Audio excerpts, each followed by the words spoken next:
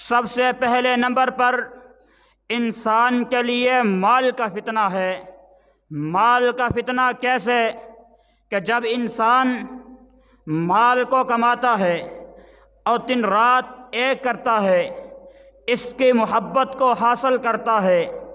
اس مال کو کمانے کے لیے اللہ اور اس کے رسول کے احکامات کو چھوڑ دیتا ہے، ان کی نافرمانی کرنا شروع کر دیتا ہے اور ہر طرح کی چیز کو چھوڑ کر صرف ایک ہی مقصد بنا لیتا ہے، کسی طرح سے میرے پاس مال آ جائے، میں امیر ہو جاؤں، لوگ مجھے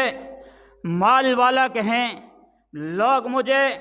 سرمایہ کار کہیں، لوگ مجھے اس دنیا کے اندر سب سے بڑا مال کمانے والا کہیں، تو اس وقت انسان فتنوں کے اندر مبتلا ہونا شروع ہو جاتا ہے۔ سیدنا کعب بن عیاض رضی اللہ تعالی عنہ فرماتے ہیں کہ اللہ کے رسول صلی اللہ علیہ وسلم نے فرمایا، ان لکل امت فتنۃ، ہر امت کو فتنوں کے ساتھ، آزمائش کے ساتھ آزمایا گیا، کوئی نہ کوئی ایسی آزمائش ان کو دی گئی جس کے ذریعے ان کو آزمایا گیا۔ وفتنۃ امتی المال،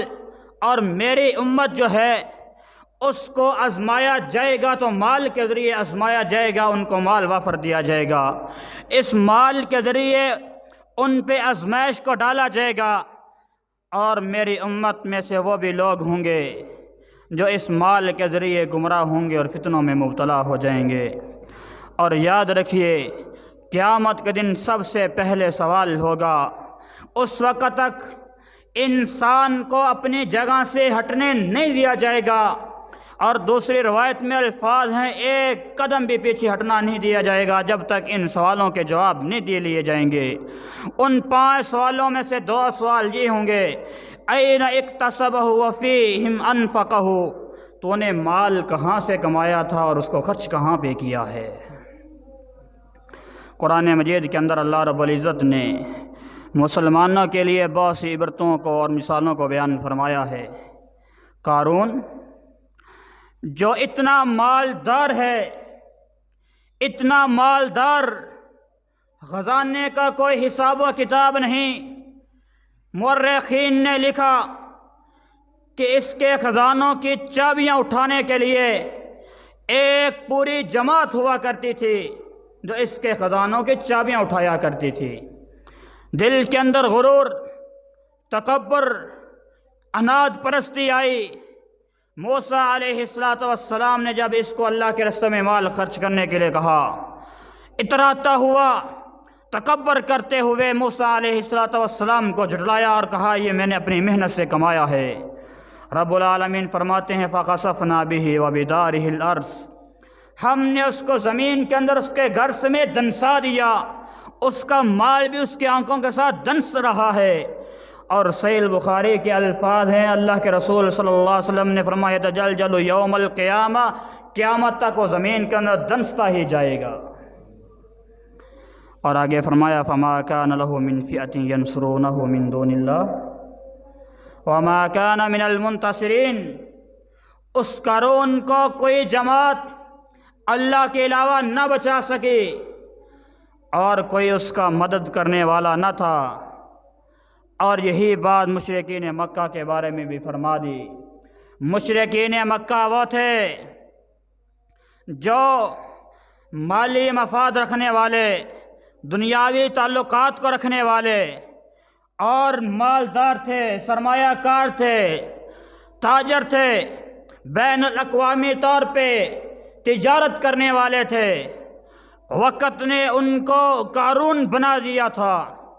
اس لیے انہوں نے کہا تھا اگر ہم اس محمد صلی اللہ علیہ وسلم کی نعوذ باللہ پیروی کریں تو ہمیں زمین سے ویسے ہی اچک لیا جائے گا۔ تکبر کرتے ہوئے کہا، تاریخ شاہد ہے کہ مکہ کی بستی جس کے بارے میں رب کے قرآن نے یوں بھی اعلان کیا، وَضَرَبَ اللَّهُ مَثَلًا قَرْيَةً كَانَتْ آمِنَةً مُطْمَئِنَّةً يَأْتِيهَا رِزْقُهَا رَغَدًا، ایک ایسی بستی جس کو اللہ نے مال بھی دیا ہے، امن بھی دیا ہے، رغداً وافر مقدار میں مال دیا ہے، اور امام سدی رحمۃ اللہ علیہ اپنی تفسیر میں لکھتے ہیں اتنا مال باقی علاقوں میں فقر و فاقہ بھی ہوا کرتا، ان کے پاس مال ختم نہیں ہوا کرتا تھا۔ جس کے پاس کوئی باغ ہوتا وہ باغ بھی سال کے اندر 2 مرتبہ پھل دیا کرتا تھا۔ امن اتنا کہ ہر آدمی یہاں پہ آ کے بے خوف و خطر رہتا تھا۔ سکون اتنا جو کوئی بیمار بھی آ کے رہتا شفا یاب ہو جایا کرتا تھا۔ فَكَفَرَتْ بِأَنْعُمِ اللَّهِ، جب انہوں نے اللہ کی ناشکری کرنا شروع کر دی، اناد پرستی شروع کر دی، کفر کرنا شروع کر دیا، فَأَذَاقَهَا اللَّهُ لِبَاسَ الْجُوعِ وَالْخَوْفِ بِمَا كَانُوا يَصْنَعُونَ، اللہ رب العزت نے ان کو خوف اور بھوک کا لباس پہنا دیا۔ بھوک اتنی زیادہ ہو گئی کہ وہ لوگ مردار کھانے پہ مجبور ہو گئے، کھانے کے لیے کوئی حلال چیز نہ ملتی، مردوں کا گوشت کاٹ کاٹ کر کھایا کرتے تھے، اور خوف اتنا زیادہ بڑھ چکا تھا کہ اپنے ہی سائے سے ڈرا کرتے تھے۔ اللہ رب العزت پھر یوں بھی بدلے لیا کرتے ہیں۔ ابراہیم علیہ السلام کو دیکھیے، ابراہیم علیہ السلام کے دور کے اندر آدھی دنیا پہ حکومت کرنے والا بادشاہ نمرود اس بادشاہت کی وجہ سے، مال و متاع کی وجہ سے کہا کرتا تھا، اور ابراہیم تو کس خدا کی بات کرتا ہے کہ جو زندہ بھی کرتا ہے مارتا بھی ہے، یہ زندہ کرنا اور مارنا تو میں بھی کرتا ہوں، تیرے رب کی کیا اس میں خوبی ہے؟ اللہ رب العزت فرماتے ہیں الم تر الی الذی حاج ابراہیم